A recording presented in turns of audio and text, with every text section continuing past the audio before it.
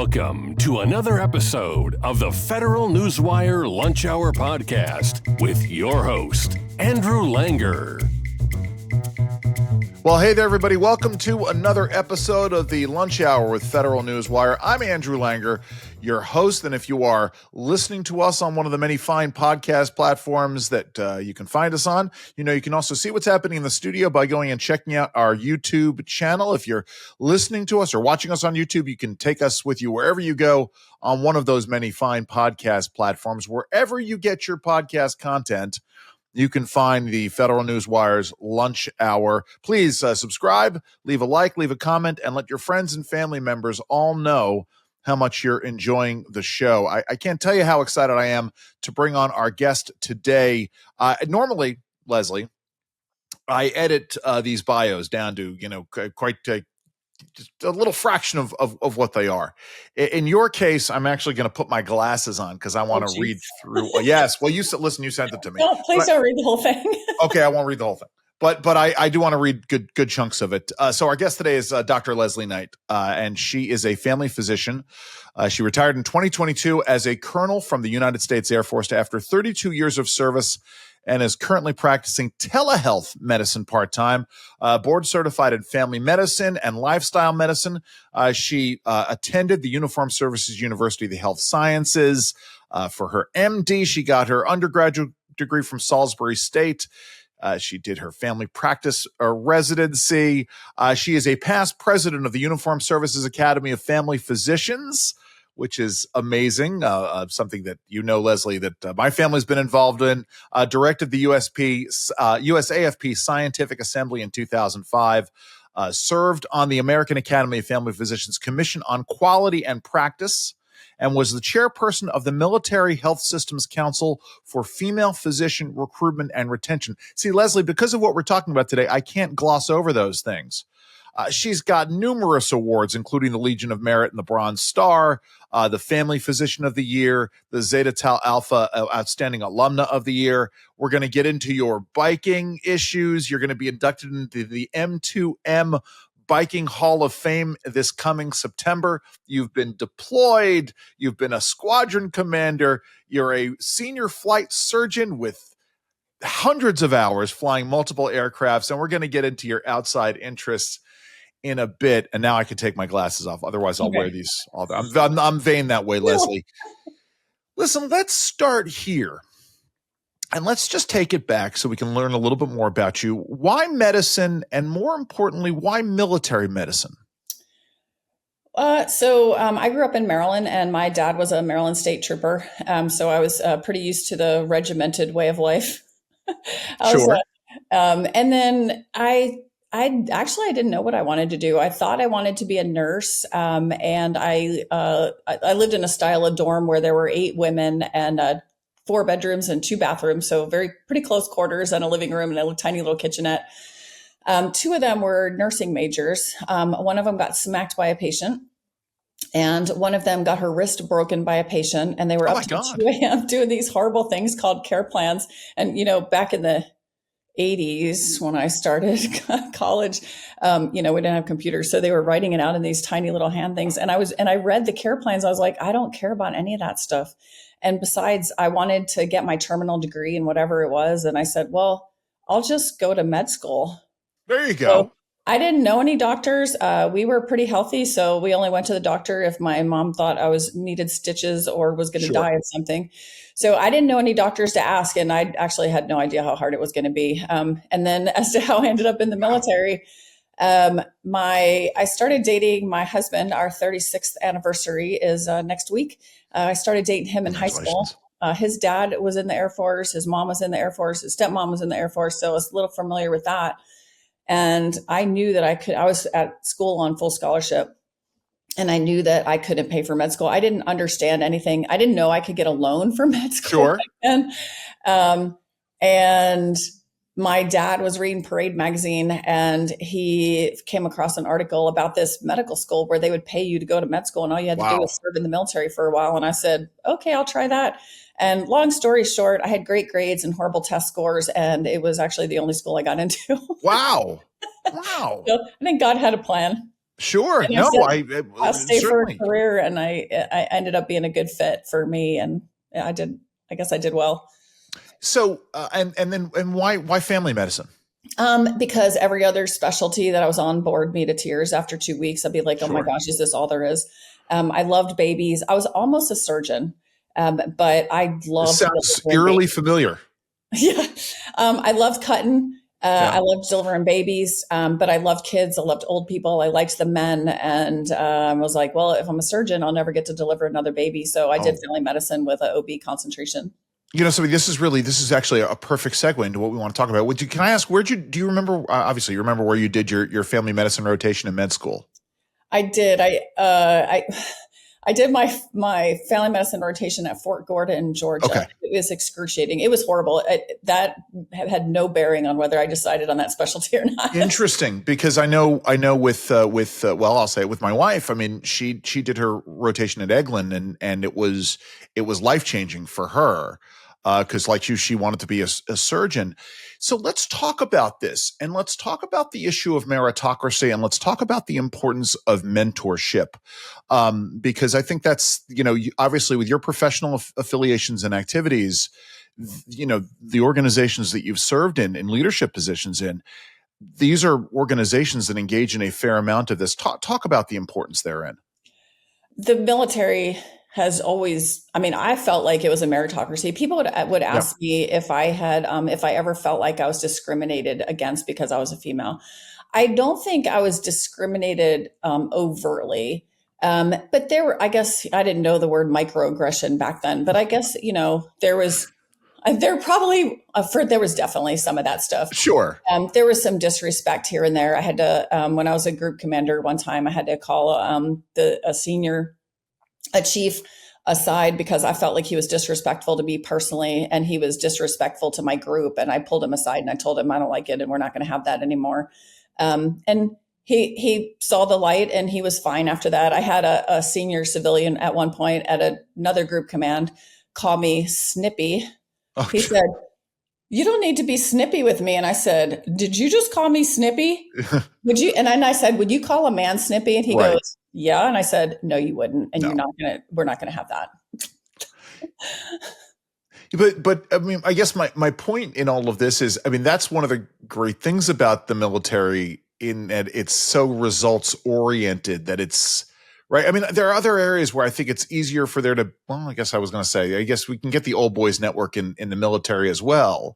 But, the military, the U.S. military is rooted in this idea of you are promoted on your merits. There are objective measurements of things, and you rise and fall based upon your abilities. It should be the guiding post for other entities, should it not be? It should be. Yeah. Obviously, or maybe not obviously, I fully believe that the most qualified person for the job should do the job. But I also think you can't negate the unconscious bias either. Sure. There's a class or a lecture that I do about unconscious bias, specifically for women, like just knowing that exists, how to work through it. And women have unconscious bias against women as well. Interesting. But I think that the military at least the Air Force, in my experience, has done a good job trying to overcome that. Like in our officer performance reports and enlisted performance reports, they discourage the use of pronouns. Interesting. So, she did a good job doing this, or he was excellent at that. And I sat on several promotion boards, and I made it a point not to look at the name of the person when I was scoring them. I didn't look at their name until I was finished scoring that record, because I knew that there is such a thing, and I didn't want it to affect me.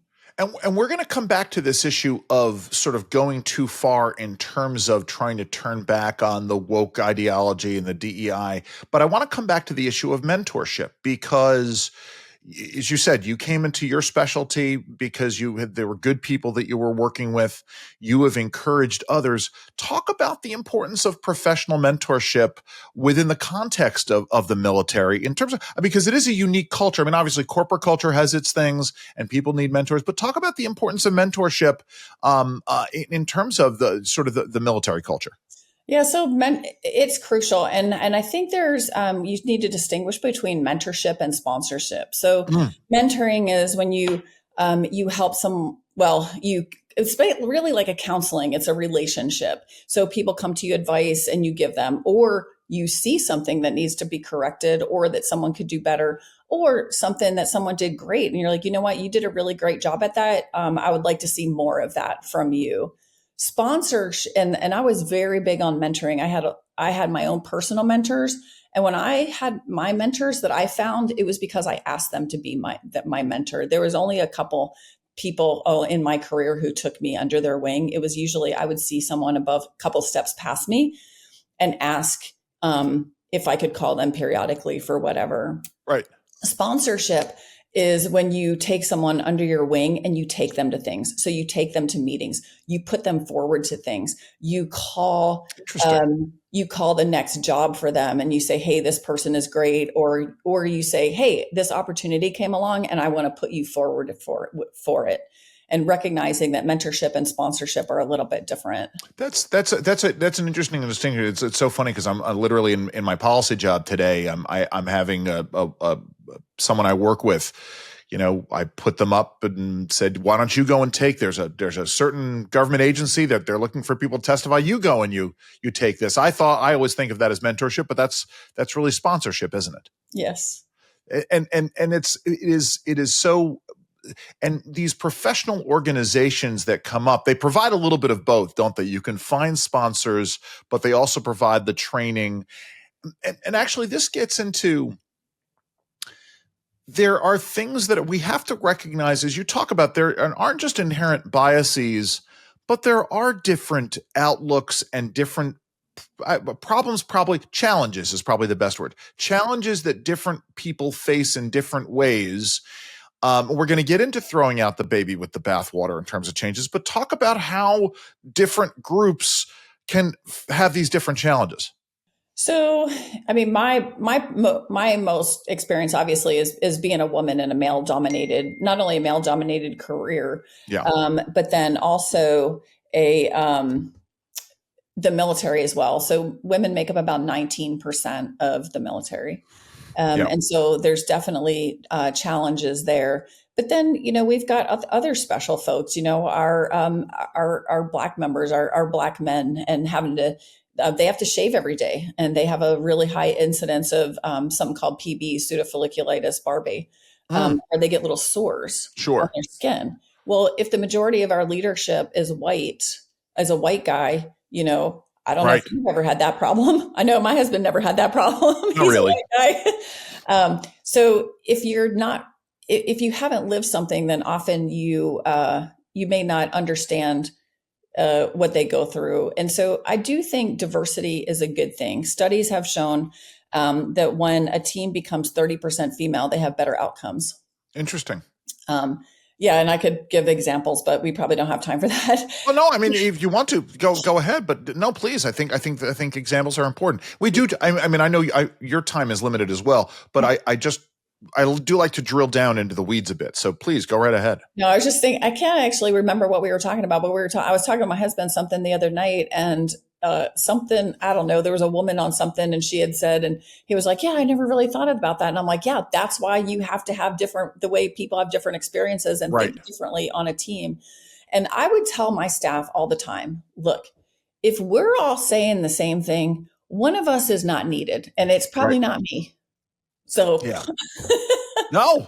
Well, it's funny you say that, because this is, again, as we talk about the issues of mentorship and sponsorship, invariably I'm telling folks, who are dealing with federal public policy, if you are in a room and you are having a different thought process than the other folks in the room, speak up, because chances are you may not be the only one who's saying it, but you may also be the person who prevents something profoundly stupid from taking form. The person in the room saying, here's what happens when you shut down the economy for 2+ weeks. Here are the results. And you guys can proffer all of this happy horse dung about it's going to be fine, but it's not. Or what happens when you shut down schools for a year and all of those things. right. So let's talk about this, because you got out of the Air Force in 2022 after a 3-decade career. Obviously, all of these things changed over time. What were some of the I won't call them downsides, but the unintended consequences as we sort of moved into this milieu? Obviously, the pendulum swing. We're going to talk about the pendulum swinging the other way too far, possibly. But let's talk about the pendulum swinging in one way and some of the concerns that come up when we were engaging in the policies that the current administration is calling, woke or DEI or CRT or what have you. What were some of the things that were concerning that started popping up? So you mean after the EO came out to No, before the EO. So the new EO comes out. We're gonna deal with the unintended consequences there. But obviously, there are things that can go too far in terms of things that diminish the issue of meritocracy, or promote the wrong ideals and values in the name of wokeness. Let's talk a little bit about that. Well, I can tell you one of the things that drove me to retirement was, besides the fact that there were things that I wanted to do that I hadn't been able to do for years, like travel and some other stuff, was when I clearly remember having to do 4 hours of training telling me that me and the way I thought, with in the insider threat. After January 6th, we all had to do mandatory training on insider threat. And boy. A lot of it that it talked about was legit bad. I was like, oh my gosh, well, yeah, if somebody was acting like that, surely somebody should say something. But half of it was stuff that I thought, so I think you're talking to me. Yeah. Yes. And I really wasn't happy about that. And that was one of the things that I felt like me and the Air Force were kind of going in separate directions. So, it's a situation in which we want, the military has been a unique culture. And again, this idea of people going in, you go in as a woman, didn't even know what kind of a career you're going to have.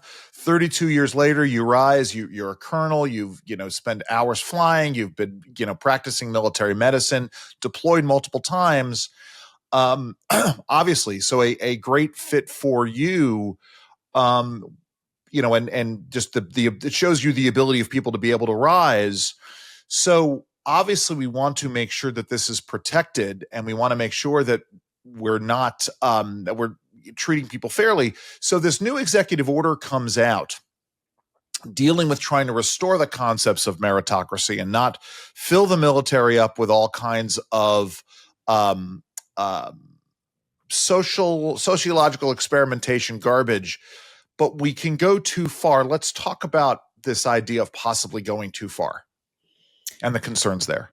Yeah. So, well, when it first came out, I was like, oh, yes, that is fantastic. Yeah, all right. So I thought it was great, but let's start there. Let's start with why it's fantastic, because I think I want to make sure we don't gloss over that. But go ahead. Why it starts? Yeah. So it has to be a meritocracy. As soon as you start putting quotas or trying to, in the military, we wear a uniform. Well, it's called a uniform for a reason. It's because everybody there are things that have to be the same. We have policies and procedures and tactics and things that have to be the same across the board. But on the other hand, we can make accommodations for people. We do have people with certain illnesses that we accommodate, and you go through a medical board to see if you're still fit to serve. And if you're fit to serve, we'll accommodate that. We have civilians. We have a vast civilian workforce, especially in medicine. And we have civilians who are disabled. We have disabled veterans who are working for us as civilians, and we have to be able to accommodate that. When they reversed policy in the whatever year it was to allow gay and lesbians to serve, most of us were pretty happy about that. Yep. Because we already knew we were serving with them and they were serving well. And we said, how come we can't make that happen? That's a diversity that was quite welcome and didn't disrupt. And as long as, for most of us, we don't care what you are or what you do, as long as you do the job. And as long as we can count on you to be by our side to do the job, that's what we care about. Is it as simple as if it promotes unit cohesion while advancing the ability of people to contribute, that's good. But if it causes a disruption in unit cohesion, or I don't even know what the opposite of cohesion is, separation, a conflict. If it causes unit conflict, then it's to be avoided. Is it, could it be as simple as that? I mean, obviously it can't be, but your thoughts here. I mean, that would be one way to simplify it down, but it's even behaviors. I mean, if someone is disruptive, then that behavior gets addressed. Yes. And leaders don't allow disruptive behaviors. But the other option is, if it existed prior to the implementation, not that I'm going to pick an arbitrary date and say prior to January of 2021. If it existed prior to January of 2021, should that be or January? I don't want to, I don't want to make this a partisan thing, but if it existed before a lot of the DEI nonsense was starting to be implemented, maybe that should be included, because there are things that are being discouraged. Professional opportunities, mentoring and sponsorship opportunities that are being shortchanged on the sorry, I'm trying to use my metaphors here and I'm failing miserably. But on the altar of anti-wokeness, a lot of good things are being thrown out, are they not? Absolutely. Yeah. Well, let's talk about some of those, because I know there were professional meetings that were being canceled, or opportunities to go to professional meetings that were being canceled. I don't know if opportunities to participate in things like USAFP were shortchanged, but important things like women in medicine, or as you point out, various affinity organizations. Talk about this. Yeah. So the one that I'm most familiar with is the Council for Female Physician Recruitment and Retention. And I was of course, the chair of that for a couple of years. The reason why that group was started was because we found out that the most common point for female physicians to separate was at the level of major or O4. Yeah. That's the prime of a career. Like they're smart, they're young, they're eager. And right. I love our majors, right? And they were separating, and we wanted to know why they were separating. And so we started this council, and it was focused on recruiting female physicians, but also retaining the ones that we had, because turnover is very expensive for an organization, especially when you lose people at the peak of their talent. Well, we had a core. And let's tie it back together with what you just said. We know that if a medical unit has 30% female, we weren't just restricting to female physicians, but female personnel, the outcomes are better. So you want to make sure that these senior people who know what they're doing are staying past their major slot. Go ahead. I'm sorry. I interrupted rudely. Yeah. No. I mansplained. I apologize. Yeah, that's fine. No, you're getting the microaggression. Well, and it could turn out to be, I might be saying things in a way that only some of your listeners will understand. So you need to reframe it. No. It's good. But yeah, so we're losing people at the peak of their productivity, and how do we reverse that? And so one of the things that we did was we started a female physician leadership course. And people might say, well, why do you need a course just for women? Why can't men come? Well, because all of the courses, this sounds so trite, but all of the courses are for men. I mean, when an organization is 80% male, it's going to be taught 80% from a male perspective. Right. So we wanted to teach women how to maneuver in that milieu. Right. So how do you find a mentor? How do you get yourself onto committees? How do you even recognize that you're a little nervous to put yourself out there even for that? Right. And we would have them do a project, and they would have to interview their senior leaders. And part of the class was they had to implement a project. And that course and doing that significantly increased the number of women who attended who wanted to stay. And let's be fair here, Leslie, and I am going to get political here and sort of ideological here. If we recognize, right, that one of the problems we have in America is that we've gone down this road where we can't even define what a woman is. If we are recognizing that there are distinct differences between men and women, biologically from a science perspective, then we have to recognize that we need that both, that men and women are going to have different outlooks on things. and that we do need these programs as a way of ensuring that these women that we want to have in these positions because they give us a better outcome, that they are a part of this. I mean, that's what what are your thoughts in that regard? I know it was a very complicated question, but my point is, if this becomes an issue of conservative versus progressive, and conservatives are saying there are two distinct sexes, then we have to recognize that maybe we do need these opportunities that are out there because there are differences. Well, yeah, I mean, Yeah. yes, I definitely agree with that. Yes. Yeah. Yeah. Okay. Well, there you go. Let's talk a little bit about the practice of medicine. We may come back to this in a second. But I do want to talk about some of the work that you're doing right now, because you're practicing telehealth.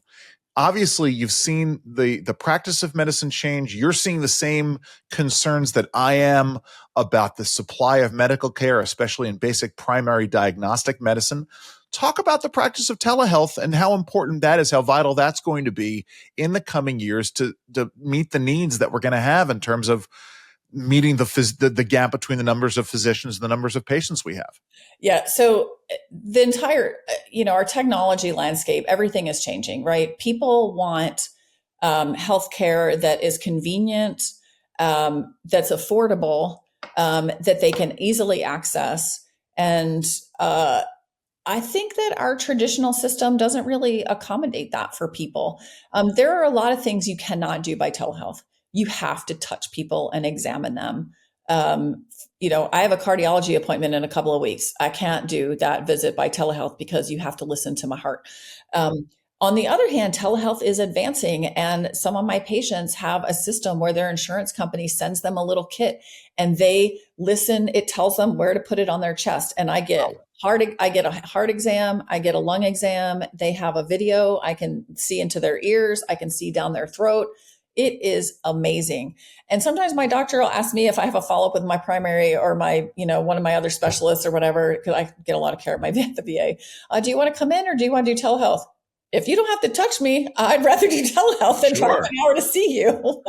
No, it's great. I mean, where do you come down on this idea? I've never asked you this before, and you never ask a question you don't know the answer to.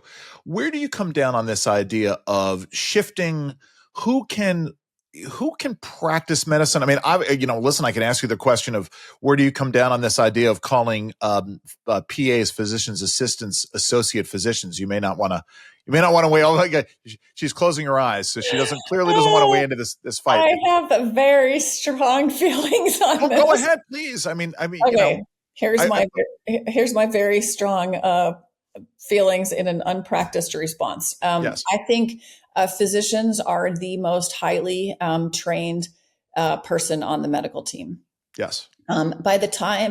So family medicine, pediatrics, there's a couple other specialties have the shortest residency at 3 years. And after 3 years, we will have at least 15,000 hours of training. Yes. A specialty with a 4-year like GYN or 5-year like surgery, or someone who does a fellowship after that will have upwards of 20 to 25,000 hours of training. They're trained in basic sciences, and all of their training is hands-on, touching patients under the mentorship of a senior physician, someone who is above them.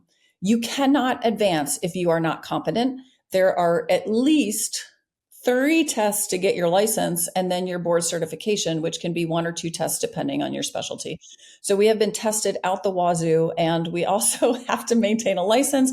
You have to have at least 50 hours. I think most states have at least 50 hours of continuing medical education per year. Our PAs and nurse practitioners, I think, are an invaluable part of the team. 100%. CRNAs, certified registered nurse anesthetists, they are a crucial part of the team, and we can't do it without them. However, none of them are qualified to practice medicine on their own. Physician assistants have 2 years master's level training, and they are fantastic working alongside their physician, that they can ask questions when they need to or refer. Nurse practitioners, the old school ones that I worked with, you had to be a nurse for several years, and it was competitive to get selected. The modern schools Most of them you can do completely online, and they may graduate with 800 hours of clinical care, which is mostly shadowing. And there are other non-medical professionals that have more training than that. Yeah. So, so how do we, as I've been saying for years, right? And as others have pointed out to me, people, we both know in common very well have pointed out to me, we can't just wave our magic wands and produce a bunch more medical schools. We need more residency programs. But this is, are you as concerned as others about the growing gap between the numbers of primary care physicians and the numbers of patients out there? How would you go about solving this problem? I am extremely concerned. We have plenty of studies that show that the more primary care that you have for your population, the healthier your population is. Right now, our residency spots are virtually all funded through the government. Yeah. And so, Medicare, I think it's Medicare that I'm certainly not an Medicare. It is. Yeah. But the government needs to step up. If they want a healthy population, we need more basic internal medicine, family medicine, and pediatrics. Yeah. And they're also the lowest paid specialty. So you have to have incentives for them to go into that. And you can't just say, oh, I'll send more nurse practitioner training, because one, they don't go to rural areas more often than physicians do, which is one of the things that they say they do not. Two, they don't have the training to practice independently. And I forgot what my third point was. There was somewhere else I was going with that. No, but at the end of the day, right? We have to be making more doctors. It's just that simple. It's a basic resource economics problem. If you want to keep costs constant over time in the face of increasing demand, you need to increase the supply, and we should have been doing that for years. So let's turn our attention. I mentioned this before we started recording. So you've heard me say this. Some of my listeners may not know, actually, because we may have more listeners coming in on this, because I know there are a lot of folks who are fans of yours who are eager to hear this interview, which is part of the reason why I was so glad to have you on. Folks, when I have policymakers on, or folks who are interested in policy or talking about policy, I always talk to them about their outside interests. I almost did a whole podcast called Outside Interests, that was going to be focused on talking to folks who do public policy, but about nothing having to do with public policy, just about what they're doing. I know a guy who does telecom policy, for instance, who plays harmonica in a blues band, and someone else who plays guitar. Let's talk about some of your outside interests. Because they are fascinating. You do the extreme marathoning. I have a rule. I only run when I'm chased, especially now with my Achilles injury. But the biking, you're about to get inducted into it's the M2M Monument to Monument Ride Hall of Fame. Talk about this. This is really interesting stuff.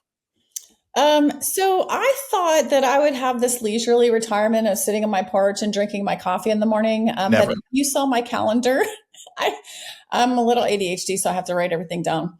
But my calendar is quite packed. I've been building a car for the last 2 years. Wait. Hold on. What? This is like a complete out of left field. You've been building a car for the last 2 years. Tell us about this. Yeah. So my dream car is a 427 Cobra, and I found a local builder, Manny, and And he's actually starting his own company, Manny's Custom Builds. Nice. And so he's in charge. He just tells me what to do. I'm basically his helper, but I've learned all kinds. We build it from the ground up. Like he builds the frame, he builds the fiberglass bodies. And we are in the final stages. It should be done sometime in the next couple of weeks. Amazing. So I've been doing that for 2 years. I do run, but I am really, really slow. And whenever I did a marathon or a half marathon, people would say, "Oh, what was your time?" And it was so embarrassing to tell them how slow my time was. So I thought, well, if I can't go fast, maybe I can go far. And it turns out I can go really far. I do about a 50K a month. Wow. Well, 31 miles during the winter. So winter is running season. I just did my first 100-mile, probably my only 100-miler in February. Wow. And I really enjoy long bike rides. So I've done the ride across Iowa, Ragbri, several times. I ride with the Air Force cycling team. Okay. And is a fantastic group, and our mission it's basically a recruitment mission. So we have an Air Force kit on Ragbri. Our job is to stop and help people, so everybody knows who we are on that. And then there's a new ride called Memorial to Memorial. Yeah. From the site of First Flight in Kitty Hawk, North Carolina, up to the Air Force Memorial in DC. And this is the thing that took you recently through the Williamsburg area. Yes. That's excellent. Wow. That's Janice is so kind to come out and meet me every year. Oh no, this is good stuff. I mean, it really is it's amazing how these things have taken off. But as a recruiting tool, and again, it gets us back to what we're talking about. These are important things. Actually, this is a perfect way to sort of end it and to put a pin on it, because recruitment for the U.S. military is up again.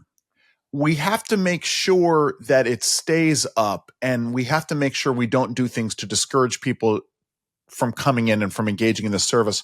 Talk about that as we close these things out. Yeah. So the head of the Texas team actually works for Air Force recruiting, and he said they're setting record numbers right now for recruitment. People are very interested. I don't know about the other services, but people are very interested in joining the Air Force right now.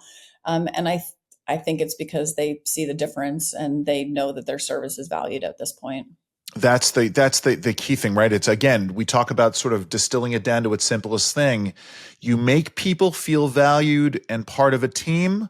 They're going to want to join the team. You make them feel disparate, and you make them feel like, anybody, inferior and superior, the victim versus perpetrator. They're not going to want to join that team, are they? Correct. Leslie, how do folks find out more about the work? Let's put it in, how do folks find out more about the work you're doing with M2M? Probably, I would just say Google it. I'm sure there's a website, but if you Google Memorial to Memorial Air Force Cycling, you'll find it quite easily.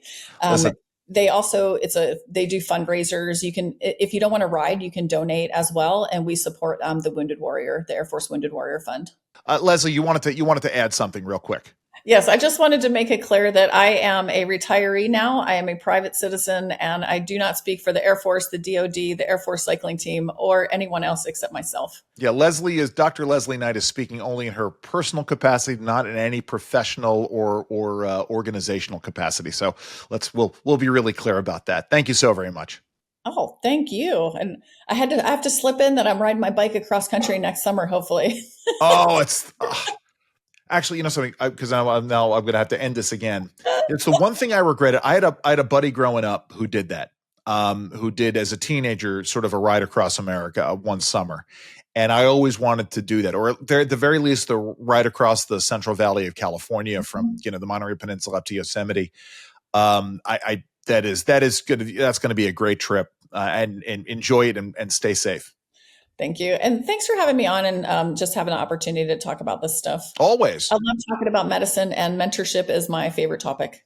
There you go. Our guest has been Dr. Leslie Knight, retired Colonel Leslie Knight from the United States Air Force, formerly of the United States Air Force, now practicing telehealth. This has been yet another episode of the Federal Newswire's Lunch Hour podcast. As always, go and check us out on the many fine podcast platforms. Wherever you get your audio podcast content, you can find the Lunch Hour there. If you're listening to us on one of those podcast platforms, go and watch us on our YouTube channel. Please hit the subscribe button, leave us a like, leave us a comment, and let your friends and family members' friends know how much you are enjoying this. I'm Andrew Langer, your host. Enjoy the rest of your lunch. This has been the Federal Newswire Lunch Hour podcast, hosted by Andrew Langer. Check out the Federal Newswire's family of websites, as well as their social media stream.